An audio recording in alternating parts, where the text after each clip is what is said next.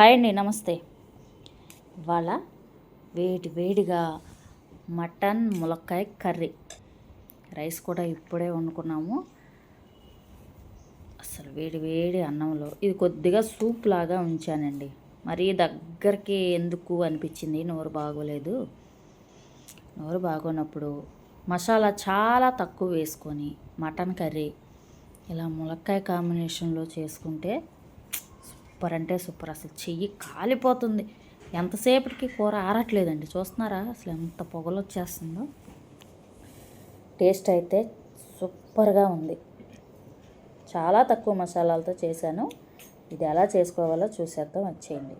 ఇదిగోండి, 1/2 kg మటన్కి ఒక 3 ఉల్లిపాయలు, 3 పచ్చిమిరపకాయలు తీసుకున్నాం. అల్లం, వెల్లుల్లి, మసాలా దినుసులు ఇవి మాత్రమే వేసా. చెక్క, లవంగ, యాలక్కాయ, చిన్న స్టార్ అనాస్, ఇవన్నీ మిక్సీ పట్టేసుకొని బాండీ పెట్టుకొని ఆయిల్ వేసుకుంటున్నాను. ఆయిల్ బాగా హీట్ ఎక్కాలి. బాగా హీట్ ఎక్కిన తర్వాత ఈ మసాలా ముద్ద వేసుకొని బాగా ఎర్రగా వేయించేసుకోవాలండి. ఆయిల్ పైకి తేలేలాగా వేయించుకోవాలి. మనం ఊరికే హైలో పెట్టేస్తే త్వరగా మాడిపోద్ది కాబట్టి మీడియం ఫ్లేమ్లో పెట్టుకొని ఆయిల్ పైకి తేలే వరకు కూడా ఇలా వేయించుకోవాలి. వేగిన తర్వాత ముందుగా కడిగి పెట్టుకున్నాను. మంచి లేతగా ఉంది మేక మాంసం, అది 1/2 kg వేసేసుకుంటున్నాను. మటన్ వేసిన తర్వాత వెంటనే సిమ్లో పెట్టద్దు, హైలో పెట్టి వేగనివ్వాలండి.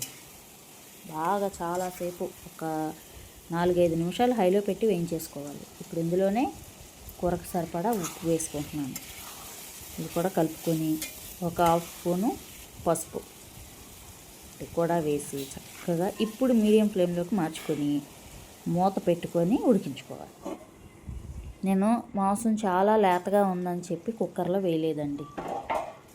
ఇదిగో చూసారా, ఇలా ఆయిల్ తేలే వరకు కూడా వేయించుకున్న తర్వాత టమాటా ముక్కలు.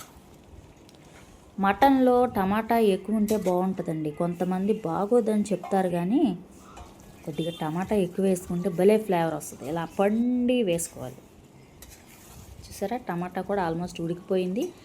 ఈ టైంలో చక్కగా నాటు ములక్కాయలు, మాకు ఇక్కడ మంగళాపురం ములక్కాయలు అని దొరుకుతాయండి. ఫేమస్ విజయవాడ దగ్గర. సూపర్గా ఉంటుంది. ములక్కాయలు మాత్రం ఏమి టేస్ట్ ఉంటాయండి. మంగళాపురం ములక్కాయలు చాలా ఫేమస్ మా.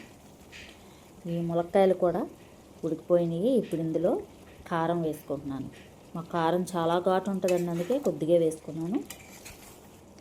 వేసుకొని చక్కగా సరిపడినన్ని నీళ్లు పోసేసి మూత పెట్టేసి ఉడికించుకోవాలి. ఇందులో ఎండు కొబ్బరి పొడి లాస్ట్లో వేస్తానండి, చిక్కదనం వస్తుంది సూపు. మరీ ఇగురులాగా ఎందుకని నేను అట్లా ఉంచాను. ఇప్పుడు వేస్తున్నాను. ఎండు కొబ్బరి పొడి వేసేసుకొని కలిపేసుకొని చక్కగా ఫ్రెష్ కొత్తిమీర గుప్పుడు వేసేసుకుంటే కర్రీ రెడీ అయిపోయినట్టే. లక్కీ వ్లాగ్స్ అండ్ కిచెన్ అనే మా ఛానల్ని లైక్ చేయండి, షేర్ చేయండి, సబ్స్క్రైబ్ చేయండి. తప్పకుండా లైక్ చేయండి.